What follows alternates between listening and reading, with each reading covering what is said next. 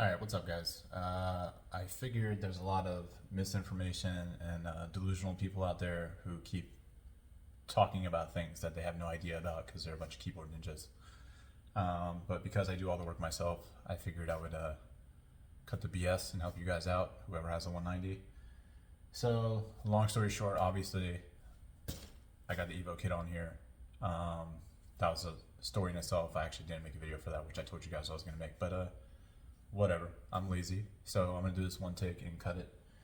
I'm not a marketing guy. So what ended up happening was we ended up cutting everything to the top of the actual wheel well. So the thing that people misunderstand is that there should be a lot of room in here for it to tuck, and there's not. So pretty much what it is the top of the wheel well is literally right here in the middle of this arch right here. Doesn't go all the way to the top. You can't go any higher than that. It literally opens up to this well and cuts literally up into here. So this margin for the arch is literally aesthetic because you cannot go any higher into the wheel well than that. But it allows you to run in 18s. So I got 18-inch one-piece forged custom wheels. You notice that it's a blend of the Evo style with the knees. They're running 255s on the rear. Could have gone wider, but I was scared of my math and I didn't want to cut it down to like 3 millimeters off to touch the caliper. But looks like I got like 2.5 fingers worth of clearance, which is a little too safe, but whatever. Traction is not an issue. This car has no horsepower. It is not fast. It's as fast as your GTI or your Miata or whatever. Maybe your Honda Civic. Not even a Type R, just your regular Honda Civic. Ended up putting the lightweight forged, no, what am I talking about forged, what the fuck? No, lightweight calipers, aluminum, that are way lighter than the R129 calipers. Is it worth it? No. Is working on cars worth it?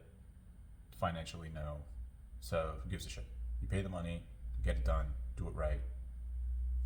It's your art, it's your craft. Anyways, back to suspension stuff. What I ended up doing initially was when I bought the car, the rear shocks were leaking for the SLS. They wanted about $600 a shock. It was a pain to put in, all the gear oil everywhere, stuff like that. Screw that.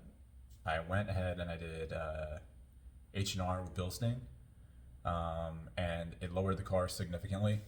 The ride was nice. It had a good balance between street everyday riding. It's just over the course of about 1.5 years, if you daily drive it, you get a lot of suspension settle to the point where it just keeps settling and settling and settling until you're rubbing on the bottom of the ground. So then I ended up replacing that setup with the same setup again. Because back then there were no coilover systems. I've had this car for 20 years. Begging people to do stuff like that. People would say nobody modifies a Mercedes. You're stupid. What are you doing? Buy a BMW. And yeah, great. It's easier to have a BMW to source parts, but everyone else can get it. What's the point? So stuck with the plan. I ended up talking to ground control. Great people over there. A bunch of BMW guys over there. One of the guys who works there has a 190. He said he can make a coilover kit. So he sent me a coilover kit. We put it in the car, and obviously there were some hiccups. We went back and forth a couple times to figure it out. Eventually he ended up giving me 950-pound rear springs, eibach 950-pound rear springs that were 8 inches tall. He likes that setup. I do not. I feel like it turned my car into a drift car. It was really easy to whip out the back end. To me, that's not necessarily handling. I'm not a drifter. I'm not into drifting. I'm more of a road race kind of guy around VIR, not on the streets because too many idiots out there not knowing how to drive, pretending to be superheroes. So that 950 had to go. I called them back and he was like, okay, if you want to do something less weight, I don't recommend. You can do 650 pounds in the rear. I did 650 pounds in the rear. I put titanium rod ends in the rear, so all my arms are actually custom. The whole suspension setup's custom. I got a Evo 2 rear sway bar, 300 TE sway bar end links shimmed down, So it's all metal to metal. There's 0 bushings on this car. It is full track setup. And the 650 was like, I could live with it, but it felt a little lively. It felt like when I drive the Black Series. The rear end, it will handle, but it will also come out on you. So it's kind of like on that fine line of driver skill set. I didn't really like it. I could hear a lot of the rod end suspension creak for the suspension. So when it goes up and down, you hear it in the car's like creak, creak, creak, creak, creak, which is fine. I understand there's no bushings on the car. I did it myself, whatever. So I decided to switch it out from 650 to 500, the eibach 500s, 8 inches tall. And it was great. I didn't have any issues with it. I love the compliance in the rear. It drives like a car that you want to drive every day.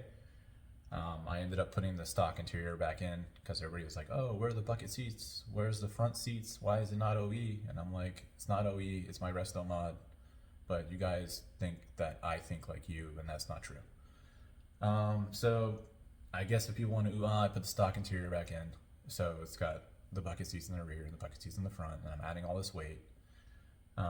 So then that additional weight, when I have people in the car or when I have stuff in the trunk, that added weight will cause it to rub.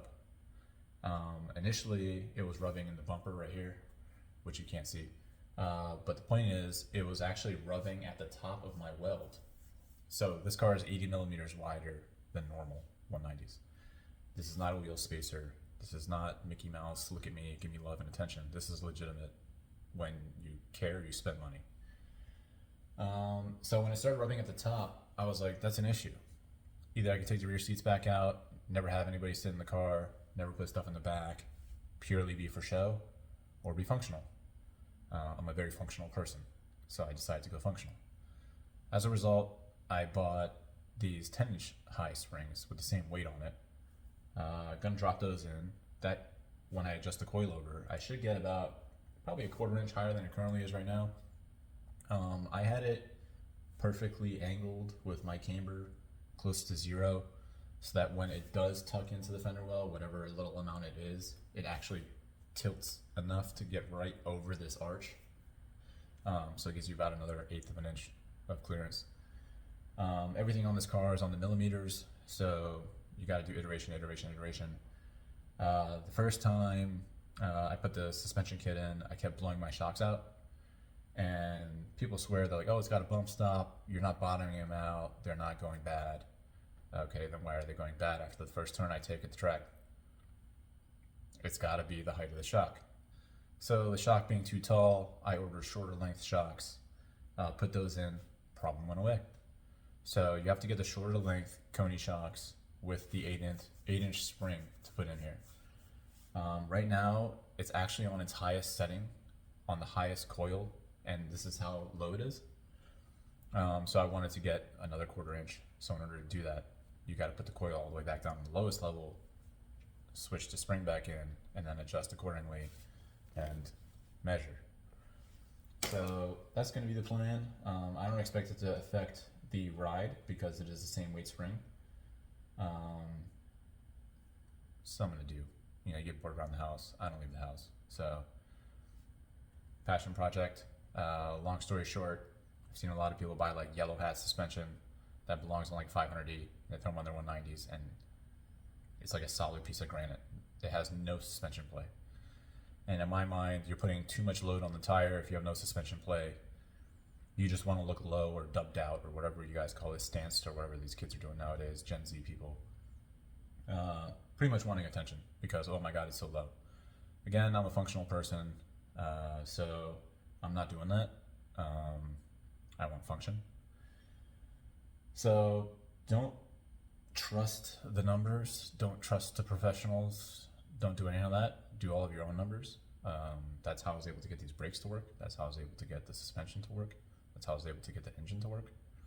I feel like there's some people online who get a kick out of misinformation. I don't know what that's all about, but you should see your therapist because people are spending time and energy getting lied to. So I guess I'll call this pro bono work. There's your information.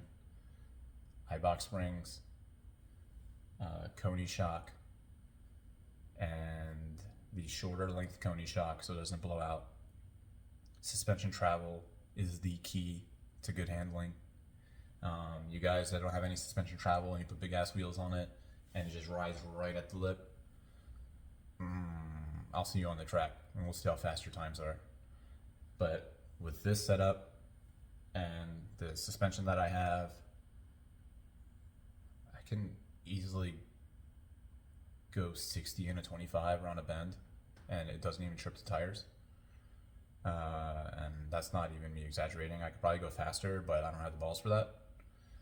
So also another thing is when you lose traction, you can also regain it with the suspension of this car. It's very much a momentum car.